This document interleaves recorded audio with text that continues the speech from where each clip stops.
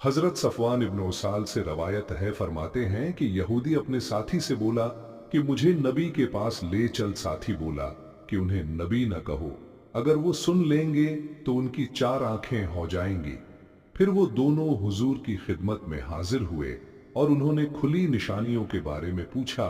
नबी सल्लल्लाहु अलैहि वसल्लम ने फरमाया कि किसी चीज को अल्लाह ताला का शरीक न ठहराओ, न चोरी करो, न जिना करो, न नाहिक किसी मोहतरम जान को कत्ल करो, न किसी बेकसूर को हाकिम के पास ले जाओ ताकि उसे कत्ल कर दे, और न जादू करो, न सूद खाओ, न पाकदामन को जिना का बोहतान लगाओ, न जिहाद के दिन भागने के लिए पीठ फेरो।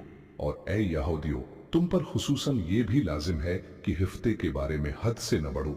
रावी फरमाते हैं कि तब इन दोनों ने हुजूर के हाथ पांव चूमे और बोले, हम गवाह हैं कि आप सच्चे नबी हैं। हुजूर ने फरमाया, फिर तुम्हें मेरी पैरवी करने से कौन सी चीज रोकती है?